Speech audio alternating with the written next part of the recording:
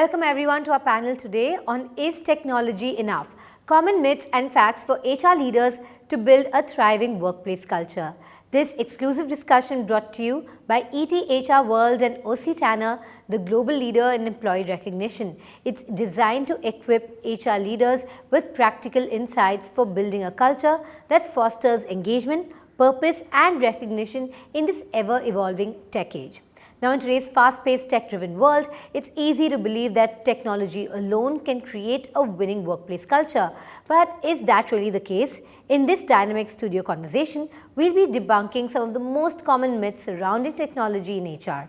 We'll explore the real drivers behind a thriving workplace culture, elements like recognition, experience, leadership, and a human-centric approach, which go beyond what technology can provide. Throughout this session, we'll spotlight the limitations of relying solely on technology and showcase how crucial human elements like leadership and recognition are shaping a workplace that truly thrives. You'll discover innovative ways to design an employee experience that moves beyond traditional perks and fosters long-term engagement. Plus, we'll dive into how HR leaders can empower managers to champion positive workplace culture and inspire meaningful recognition within their teams. Now, it is my pleasure to introduce our esteemed panelists for this discussion. Please join me in welcoming Mayukh Maiti, Head of Human Resources for Retail Finance at Tata Capital; Candy Fernandez, Director of People and Rate Work for the Middle East, Africa and South Asia at O.C.Tanner; and Aditya Sareen, Head of Corporate and Business HR at Tata Power. Together, we'll uncover the truth behind the myths and find out what it truly takes to build a winning workplace culture. Now, my first question is for all our panelists present today. Technology offers plenty of tools for employee engagement. How can HR leaders ensure that these tools are complementing and not replacing the importance of human connection and meaningful recognition? I'll take this to you first, Mayukh. Sure.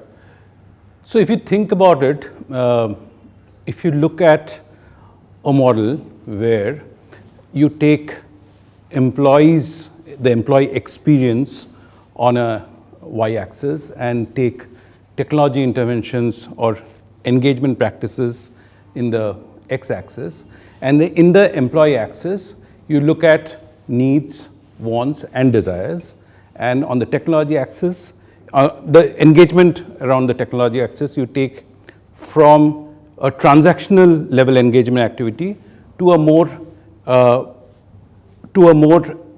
individualistic, customized experience around engaging. If you do this 3x3 sort of matrix, you'll figure out that in the transaction related spaces, and when it is a more need-based engagement program, their technology has a large amount of role to play today in terms of enabling the practice, and especially when you have a large organization, you have a well spaced out distributed organization, their technology plays a great role in terms of whether you want to, how you want to reach out to the employees, how you have to enable the practices and things like that. It helps. But as you go higher up towards the philosophical part and appealing to the employee's psyche of the desire piece, right? And there you want to sort of bring in the individualization pieces. There technology can help you to analyze as to what is required, but the human touch is required as you go higher up in terms of enabling those practices. So from a mass space where it becomes an enabling tool to a space where it actually figures out technology helps you to actually figure out what is required for driving the engagement of the individual. There is a continuum, and that is where the organizations, I think, need to play a bigger role. Well, absolutely. Technology helps you recognize in what ways we can further human connection. Absolutely. Candy, how would you like to add to this? Building to what Mayukh said, right? There is no doubt that technology is the future. But it is definitely not enough. It cannot replace human connection, right? So when great technology and human interventions come together, this is where efficiency meets human connection There's innovation that coexists with human connection, right?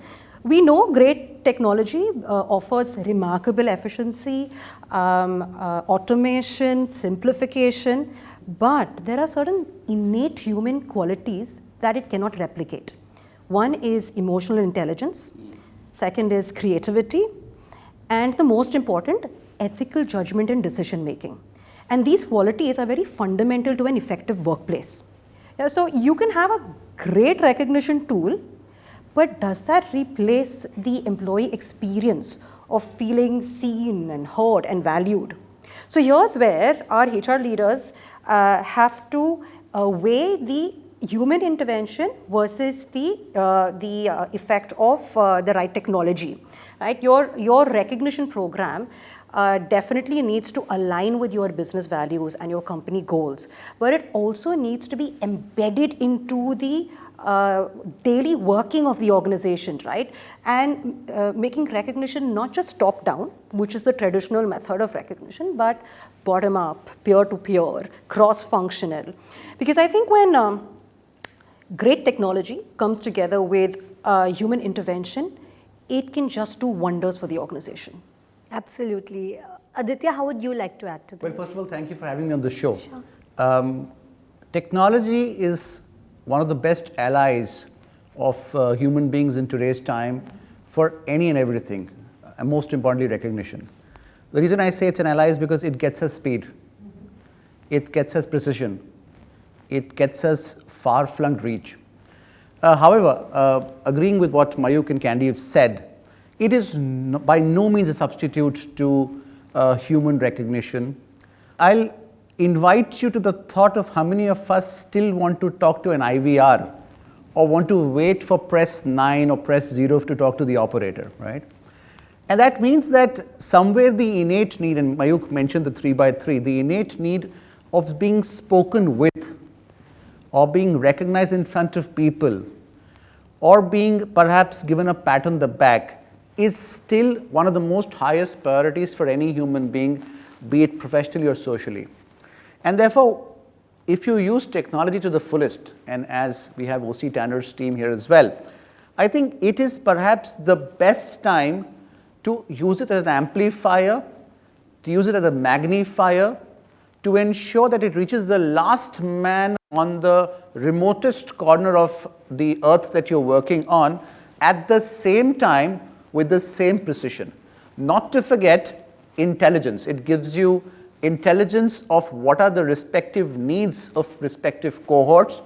It also can give you patterns, and therefore I think it's a beautiful time to leverage technology to enhance your recognition effects. Not to say that you have to still have those shout out days, you just still have people talk to you one-on-one, but this time you go a little more prepared because you have technology with you. So I think it's the best time that there could be.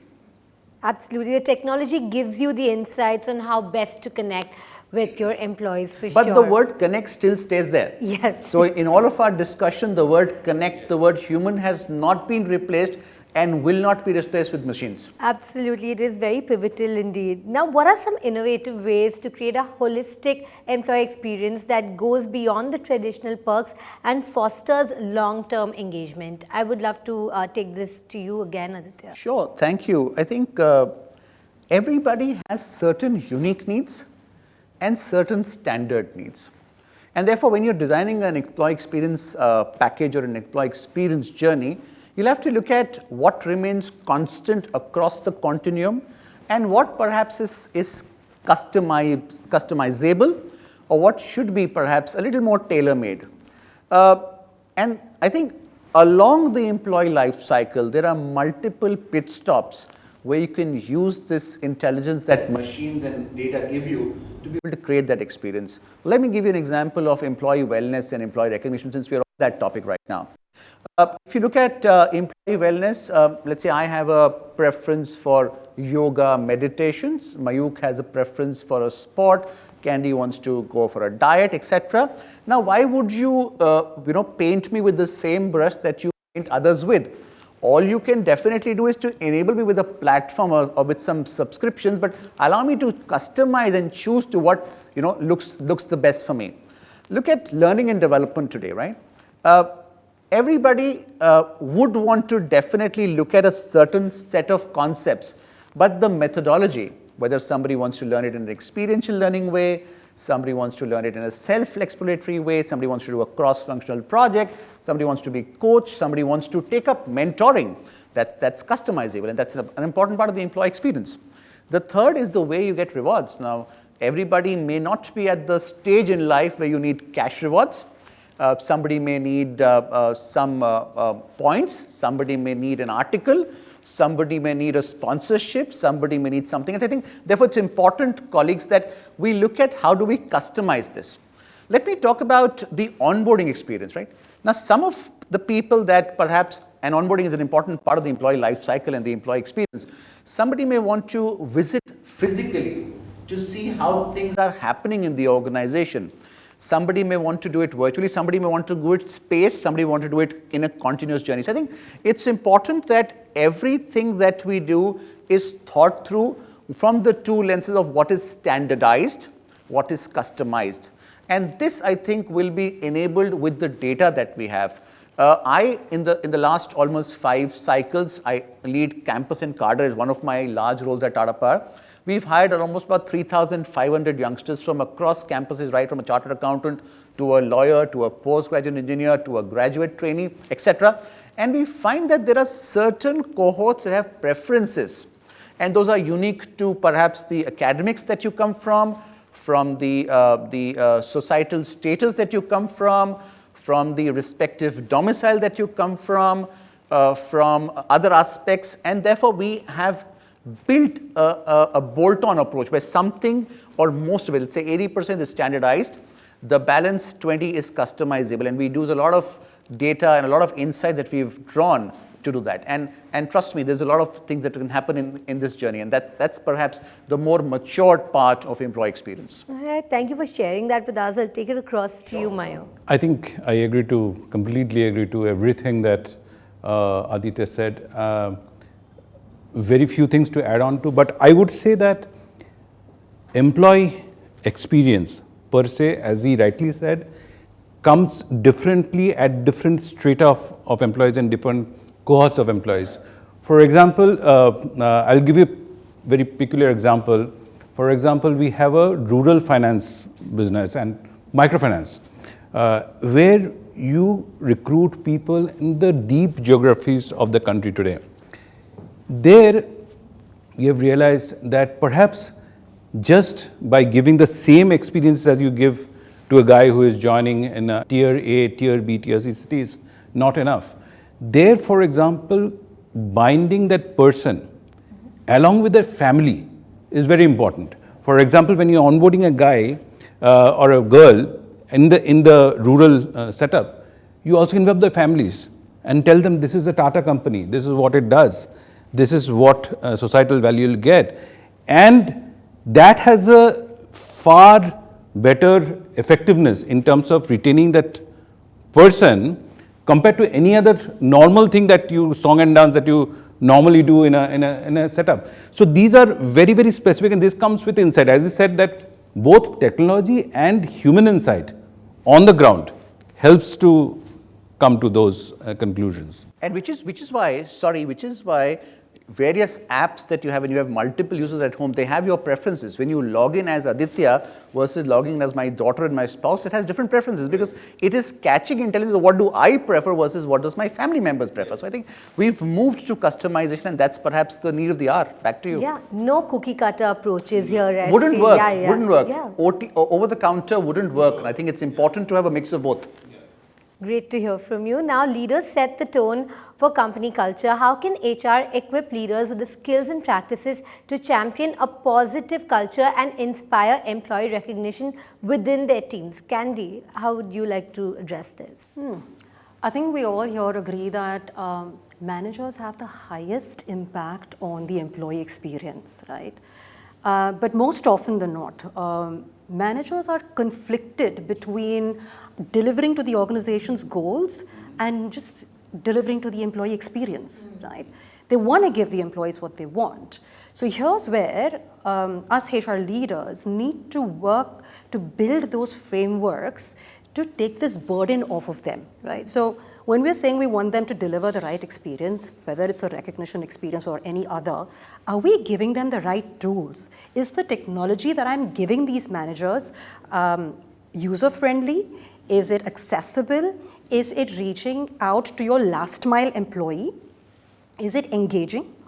Are we then designing frameworks that's enabling these managers to work with technology, to embed these experiences, recognition or any other, into the fabric of your organization, right? Also, I think what's really important here is constant and consistent communication, right? I don't think there is ever going to be over communication. I think any communication is not enough. It's good to have more. So building formal feedback mechanisms that help your managers understand what are the recognition needs of my team members. How can I meet them at the point of their need, not give them what I want to give them, right? I think the last point is really important to me and very close to my heart. This is manager training. Educate your managers enough for them to understand the impact that they have on the employee experience and to understand the importance of recognition in this employee experience, right? So I think all of this coming together, us HR leaders have the ownership to support these leaders and support the managers to make the shift from looking at recognition or any other initiative as an employee cost to an employee investment. I think that's where it all starts. Essential for first-time managers, but actually paramount to everyone, for sure. Aditya, would love for you to add to that. Sure. I think if there was something about enough recognition and more, I would want to err on the latter and say more is enough. Who are we as a manager? We're actually imitating the manager that we've been dealing with hitherto, or the manager that we would aspire to have. Okay? There's very little formal training to managers to identify when is an employee seeking recognition. So you're left on your own to make judgments of should I recognize now or should I go with the calendar because HR or somebody has said it's a monthly recognition or a quarterly one, Candy, or an annual recognition. Second, perhaps the manager is in a conundrum saying that what if I'm recognizing more? Am I going to be seen as a weak manager or an overly supportive manager? Would somebody say that I'm a little more biased to a certain set of people? Therefore, a manager also is struggling and seeking help that, hey, somebody please tell me what's the right recognition mechanism, what's the right recognition time frame, what's the right way of recognition, and perhaps why should I recognize at the instant, first of all. Leadership development programs have hitherto steered clear of recognition as a concept. We've been so focused, Candy and Mayukh will definitely, I think their smile tells me more, that we've always talked about leadership skills on strategy, motivation, macroeconomics, and we're so function specific that we've forgotten the main fabric, and that is perhaps recognition to inspire your people. And therefore, it's very important that managers are trained. And when I say trained, I'm talking about hard data.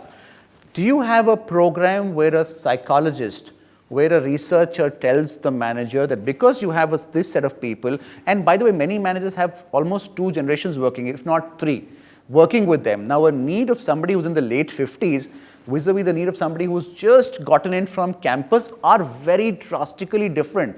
As a manager, if I'm left on my own, trust me, there could be errors that will happen with good intent.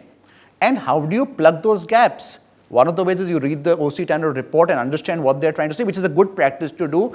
But are we providing any formal expertise? Are we having coaches for managers who tell them that little is not enough is not good, what's the right mix, right? And hence, I think data. We'll also have to understand what works for your organization. There's no cookie cutter approach, there's no copy paste. Hey, Mayukh is recognized as this team every Friday. Why am I not doing it every Thursday also? Is not a good practice. I think it's important to equip your leaders, your managers to do it right, perhaps to do it at the right time, the right way, with the right mechanisms. My last 2 bits on this. People's preferences are changing, right?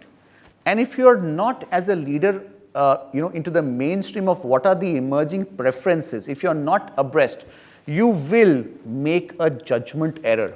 And that is a task that will be very difficult to be undone, because that spoils the way people look at being recognized. One recognition missed is a lot of confidence broken. And therefore, I am happy to say that do it not for the sake, by the way, not that because, oh my God, I haven't done 4 recognition, HR is going to ask me why, but do it because you want to do it. Do it because you feel for it. And when you need to feel for it, no one stops you. HR is an enabler. You've definitely shed some new light on the frequency of employee recognition, the methodology, and also the timing. All 3 seem to matter equally. Indeed. I mean, look at the situation that people ask you in various engagement surveys. When was the last time you got a recognition from your manager? People actually hold the pen and say, first of all, what is recognition? And what do I have to say here? What is recognition? Is it by saying, hey, good job? Is it by just looking into your eyes and say, I'm with you? So these are all things that I think we need to now seed into the managers and the way the firm operates. Absolutely, high time you address those. And now, how can HR leaders leverage data analytics alongside qualitative feedback to measure and improve their company culture initiatives? Candy, you have access to so many analytics, right? Would love for you to take this on. Sure, happy to. So I think, let me start by saying that measuring culture initiatives is not just a rupee value, right? What most HR leaders struggle with today is, how do I measure the ROI of my culture initiatives? And I think what is important is first for HRs to determine what are we measuring? Because the good news is that it's not impossible, right? The minute I know what I'm measuring, I'm on the right track. Am I measuring the impact on employee recognition? Am I measuring the impact on company culture? Am I measuring the impact on business, right? I think in my view, all 3 are equally important. So if I have to look at the impact on the employee experience, there's definitely 3 things I want to keep tab on. One is your program adoption. The second is your program activity or engagement. And the third is definitely your program satisfaction, right? Starting with that, then I'm now moving to the impact on company culture. Now, understanding your company culture requires both quantitative methods, census, surveys, integrated triggers, and qualitative methods, right? Your group discussions, interviews, paired conversations. But here's where technology plays a really vital role. So having the right technology to give you impact dashboards that can tell you what's my current results versus my past results, so that you can explore correlations between what's the situation now with my current initiatives versus when it wasn't over a period of time becomes important, right? Another great indicator is your net promoter score. A simple question in your survey: would you recommend your organization as a great place to work to employees, to families and friends, right? It's such a high impact indicator of what your employee thinks of your company culture. Is it healthy? Is it positive? Is it a thriving place to work at, right? So I think that the data from impact dashboards, the data from your qualitative and quantitative measures will kind of give you a clear message of what your impact on your company culture is. Right? But I don't stop there. I would like to talk about the business impact, because that completes the circle really. This is the simplest of all to measure. There's a lot of data available to HR leaders through their HRMS systems, the LMS systems that talk about employee turnover, retention, productivity, absenteeism, right? Take all this data along with your company culture data, along with your employee experience data, and you will look at the right impact measurement of your culture initiative. So pattern recognition and then tying that in with your business goals. That's great indeed. Thanks for that, Candy. Mayukh, how do you view this? No, I absolutely agree. She's taken away all my points any which ways. I'm sorry.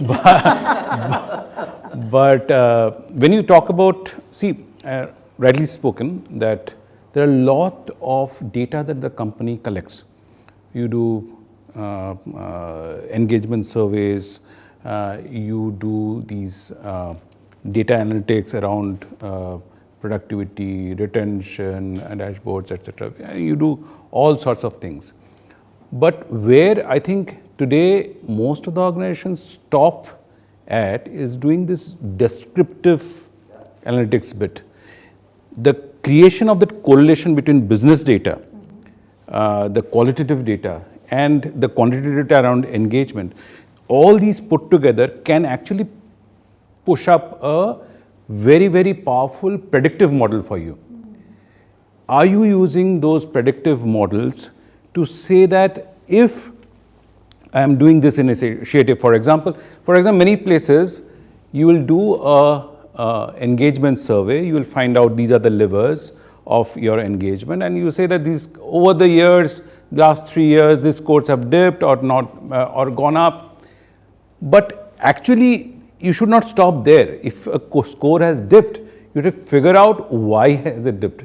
Just by saying communication is a area to work on doesn't help, because what communication, which group is affected by what, so the dissatisfiers related to this should also be seen. So all this, there is a lot of work which can happen and which should happen in organizations.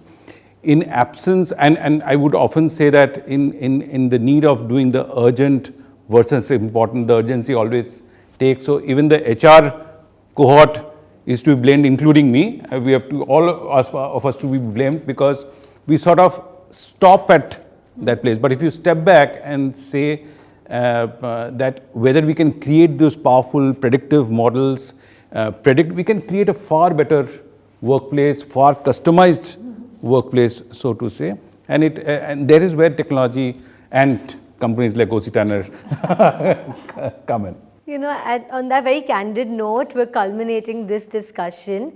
My takeaways from this, right from that predictive model that you say technology can enable us to prepare, to what Aditya said about how, keen we are to have the human connect and how we don't want to interact with even an AI bot on IVR, to what you said, Candy, about the essential training that managers need in order to propel recognition across their teams.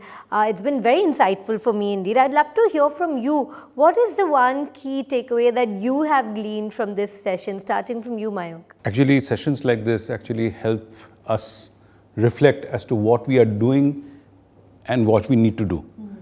And I think there is a long distance that all of us, I'm putting, at least for myself, I can say that there's a lot of distance that we need to work right from, as we talked about, are we doing enough customization? Are we studying the data properly?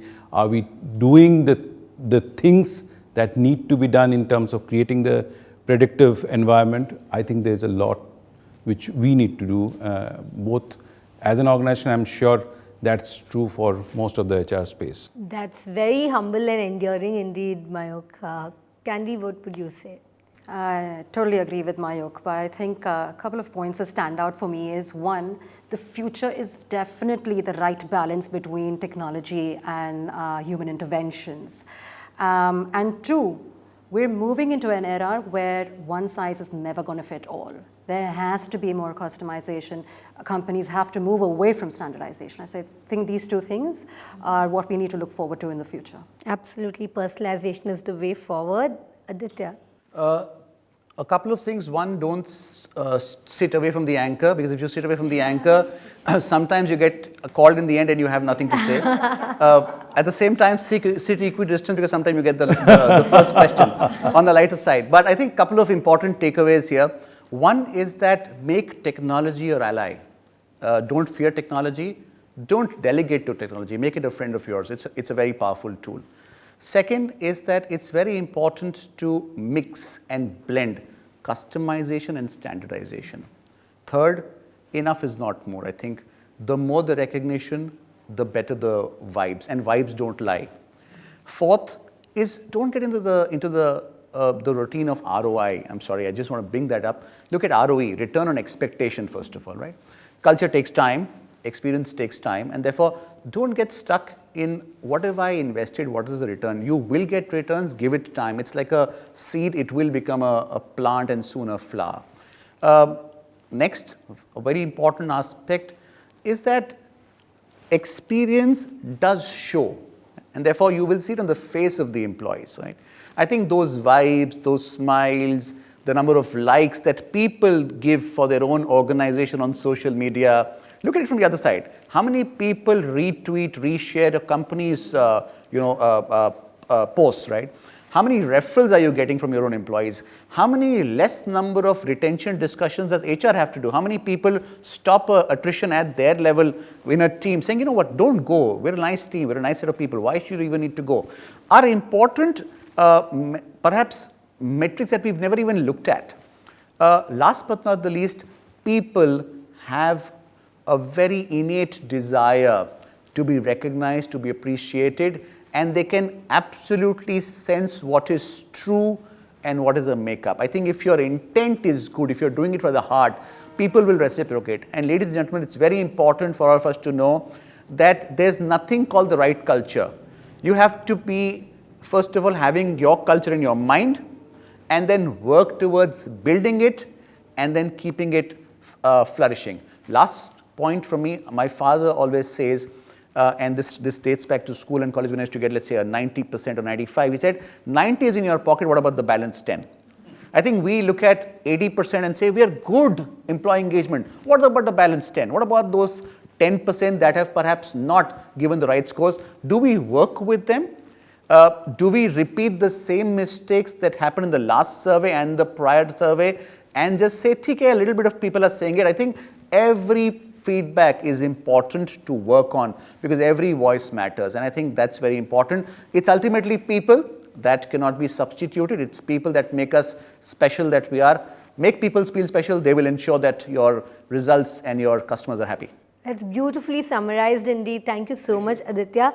And a very hearty thanks to all our panelists today. Thank you for your valuable time. And lastly but not the least, thank you for watching. And for more such insightful conversations, remember to stay tuned to ET Studios.